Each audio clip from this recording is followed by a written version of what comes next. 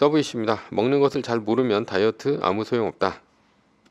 오늘 책 소개를 하나 하려고 합니다. 식사가 잘못되었습니다 라는 책이고, 마키타 젠지라는 당뇨병 전문의가 쓴 책입니다. 쉬워서 쉽게 읽을 수 있습니다. 우연히 유튜브에서 이 책을 소개하는 의사의 얘기를 듣고 구매를 했는데요. 이 책의 저자인 마키타 젠지 박사는 비만 전문의입니다. 저자는 20년간 체중 조절, 당뇨병, 고지혈증, 지방간 등 만성 질환을 치료해 왔습니다. 그래서 이 책은 먹는 것에 대한 연구를 집대성한 책이라 할 수 있습니다. 저도 다이어트를 평생 하고 있습니다. 그러나 다이어트는 항상 힘듭니다. 저는 운동도 많이 하는 편입니다. 아침에 14층까지 10번을 오르고 4km 이상을 걷습니다. 그리고 낮에도 헬스도 다니고 골프도 치면서 시간을 보냅니다. 운동 시간으로만 따져도 7시간 이상을 합니다. 그런데 BMI 지수가 25를 살짝 넘습니다. 물론 근육도 많이 붙고 건강해졌지만 이 정도로 운동을 안 해도 BMI 25인 사람은 얼마든지 있습니다. 그런데 이 책을 보고 제가 다이어트에 왜 힘들었는지 알게 되었습니다. 문제는 이제 먹을 것이죠. 결론은 다이어트는 운동보다는 식사가 잘못되어서 실패하는 것입니다. 식사가 잘못된 이유는 탄수화물을 많이 먹어서입니다. 여기서 잠깐 더 말하기 전에 할 말이 있습니다. 제가 어머니께도 이 말을 했지만 설득하는 것을 포기했습니다. 저희 어머니와 같은 고정관념을 가진 사람은 아래의 글을 읽을 필요가 없습니다. 고정관념이란 꼭 탄수화물을 먹어야 한다는 고정관념이죠. 죽어도 빵, 면, 밥 등은 먹어야 한다고 생각하면 이 아래의 영상은 보실 필요가 없습니다. 그렇다면 지금부터 시작하겠습니다. 저자는 탄수화물만 끊으면 저절로 다이어트가 된다고 했습니다. 즉 단백질, 지방, 섬유질 등으로 배부르게 식사를 하더라도 탄수화물이 거의 없기에 살이 찌지 않는다 했습니다. 이 사람 책 중에 당뇨병에는 밥보다 스테이크를 먹어라 라는 책이 있는데요. 읽어보지 않았지만 이 책에서 하는 주장과 크게 어긋나지 않습니다. 왜 탄수화물이 안 좋을까요? 사람들은 배가 나온 사람들을 보면 배에 지방이 많이 끼어서 배가 나온다고 생각합니다. 그래서 고기의 지방과 같은 부위를 떼어내고 먹으면 살이 안 찐다고 생각합니다. 그러나 고기의 지방과 뱃살과는 관계가 없습니다. 뱃살은 탄수화물 때문입니다. 사람들은 라면이나 쌀밥 등 고용 탄수화물을 주로 먹습니다. 그럼 위에서 소화가 되고 이것이 포도당으로 바뀝니다. 포도당은 에너지원으로 쓰이나 육체 활동으로 다 쓰지 못하면 그것이 지방으로 바뀌어 뱃살에 축적되는 것입니다. 그러나 스테이크와 같은 고기를 먹으면 탄수화물이 거의 없기에 지방으로 바뀌는 양이 크게 줄어듭니다. 야채와 같은 것을 먹으면 아예 탄수화물이 없어서 지방으로 바뀔 일조차 없습니다. 그리고 남은 것은 변으로 배출됩니다. 그러니 살이 찌지 않죠. 지방으로 쌓이는 것은 오로지 음식이 가진 탄수화물의 양이고, 탄수화물이 양이 적은 음식은 아무리 배부르게 먹어도 살이 찌지 않는다는 것이 논리입니다. 라면에 밥을 말아먹고 캔커피를 먹으면 혈당이 올라가며 혈당 스파이크가 옵니다. 캔커피 하나를 마셔도 혈당치가 140까지 올라가는데요. 공복 혈당이 100이 정상입니다. 그런데 캔커피 한 잔에 정상 범위를 훨씬 넘어섭니다. 그런데 라면에 밥까지 말아먹었다면 정상 범위를 훨씬 넘어갑니다. 이렇게 혈당이 올라가는 것을 혈당 스파이크라고 하는데요. 혈당이 급히 올라가면 기분이 들뜨는데 이것을 지복점이라고 합니다. 그러나 이렇게 급히 혈당이 올라가면 혈당을 낮추기 위해 췌장에서 다량의 인슐린이 분비됩니다. 그 결과 혈당치가 급격하게 떨어집니다. 혈당이 급격하게 떨어지면 초조하거나 토가 나오거나 졸음이 몰려옵니다. 저도 밥을 먹고 사이다 한잔 하면 급격히 졸리운데 바로 이 증상이 인슐린에 의해 혈당이 급히 떨어졌기 때문입니다. 그러나 뇌는 이런 들뜬 기분을 다시 느끼고 싶어 단 것을 찾게 되는데 이것이 바로 탄수화물 중독입니다.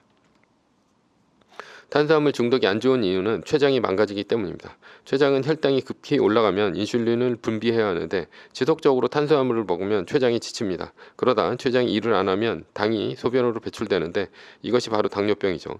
당뇨병에 걸리면 손끝이나 발끝, 말초신경까지 몸에서 영양분을 보낼 수 없어 손발이 썩고 눈이 멀어 장님이 됩니다. 그렇다면 가장 안 좋은 탄수화물은 무엇일까요? 액상과당이 잔뜩 들어간 음료입니다. 예를 들어 우리가 몸에 좋다고 생각하는 이 음료도 마찬가지고요. 과일 주스도 마찬가지입니다. 그 외에도 사이다, 콜라, 캔커피 등 설탕이 잔뜩 들어간 음료들입니다. 이런 음료는 주로 옥수수로 만듭니다. 이런 음료를 만들게 된 계기는 미국의 중부지방 때문인데요. 미국의 중부지방은 옥수수 농사를 어마어마하게 짓습니다. 이 지역이 미국 대통령 선거에서 스윙 스테이트입니다. 그래서 미국 대통령들은 선거에서 이기기 위해 옥수수를 팔아줄 지원책을 항상 발표합니다. 그래서 만든 것이 옥수수로 만든 액상과당입니다. 그리고 치킨을 튀길 때 쓰는 것도 옥수수 기름이죠. 그래서 켄터키 프라이드 치킨과 코카콜라와 함께 먹는 문화가 미국에서 만들어졌습니다. 그러니 미국 시민 대부분이 비만에 시달립니다.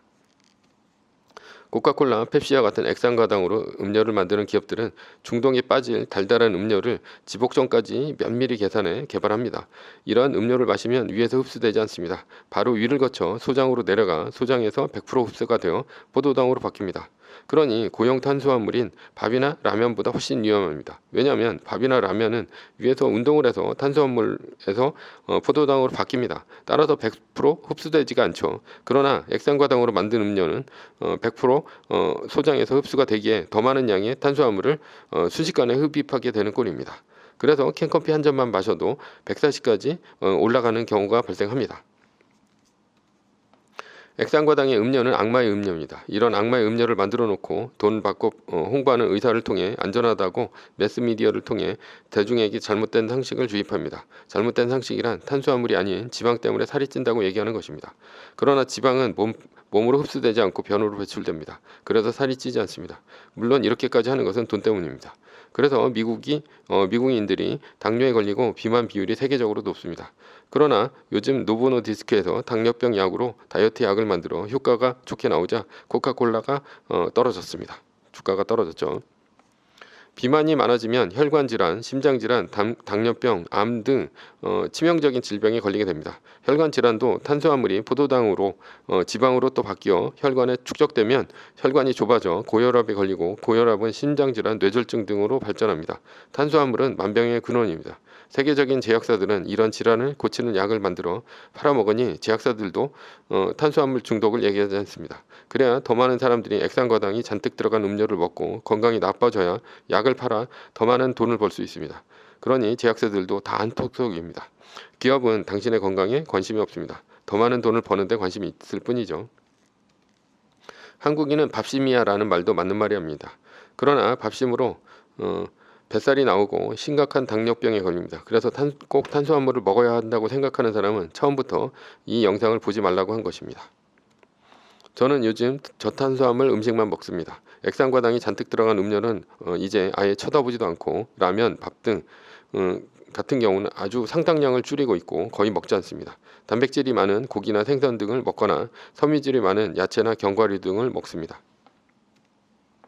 이 책에서는 의외로 우리의 상식과는 다른 탄수화물이 많은 음식들을 소개합니다. 대표적인 것이 과일입니다. 과일은 건강에 좋다고 생각하지만 아닙니다. 과일은 단맛이 나도록 기업에서 개량했습니다. 한마디로 탄수화물 덩어리입니다. 예전에 과일은 달지 않았죠. 그러나 현대인들이 단맛이 나는 과일을 찾으니 기업은 단맛이 나도록 품종 개량을 한 것입니다. 샤인머스켓 같은 것이 있죠. 그리고 방울토마토도 달달한 것이 많습니다. 따라서 과일 주스를 먹는 행위는 최악이라고 할 수 있습니다. 섬유질이 없어 흡수가 빠르고 100% 소장에서 흡수되어 포도당으로 바뀌고 결국 뱃살에 지방으로 저장됩니다. 탄수화물이 많은 과일은 바나나, 사과, 수박, 귤 등이 있습니다. 우유도 안 좋습니다. 우유는 칼슘이 많다고 하는데 칼슘이 흡수되려면 마그네슘과 함께 먹어야 합니다. 그러나 우유에는 마그네슘이 없습니다. 그리고 저자는 우유가 대장암의 원인이라는 썰도 얘기를 합니다. 그러나 치즈는 좋다고 합니다. 만약 커피를 마시고 싶다면 설탕을 전혀 넣지 말고 마시는 것이 좋습니다. 설탕을 넣으면 탄수화물 덩어리가 됩니다. 감자, 고구마도 탄수화물 덩어리입니다. 물론 빵, 밥, 면, 과자, 우리가 흔히 알고 있는 고형 탄수화물은 말 안 해도 비디오입니다. 술은 맥주가 최악이고 소주, 청주, 위스키 등은 탄수화물이 제로 이어서 괜찮습니다. 그 중에서 와인은 혈당을 오히려 낮춰준다고 합니다. 탄수화물이 낮은 음식은 무엇일까요? 생선 종류는 다 좋습니다. 심지어 새우, 대게, 바지락 등 탄수화물이 0입니다. 콜레스테롤이 높은 사람은 새우 먹지 말라고 하는데 콜레스테롤은 90% 간에서 만들어집니다. 음식으로 흡수되지 않습니다.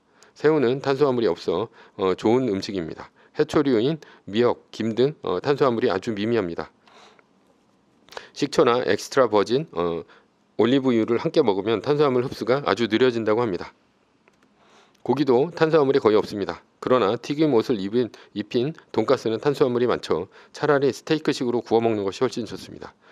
제가 왜 소주에 숯불에 고기 구워 먹고 다음날 살이 빠지는지 이제서야 알았습니다. 콩이 들어간 두부, 낫또와 같은 음식도 좋습니다. 물론 샐러드는 무조건 좋죠. 그러나 채소 중 단맛이 나는 방울토마토, 호박 등은 탄수화물 비중이 높습니다. 굳이 탄수화물을 먹어야 한다면 야채를 먹고 단백질을 먹고 탄수화물을 먹어야 탄수화물 흡수가 느려집니다. 식사 후에는 바로 걷기를 하면 혈당이 급격히 올라가는 것을 방지할 수 있어 건강에 아주 좋습니다. 결론입니다. 10kg를 걸어도 밥 한 공기 정도밖에 안 빠집니다. 그러니 운동으로 살을 뺄 수는 없습니다. 탄수화물 중독에서 벗어나야 살이 빠집니다. 살만 빠지는 것이 아니라 탄수화물을 적게 먹으면 혈관질환, 심장병, 암, 당뇨병 등을 예방할 수 있어 좋습니다.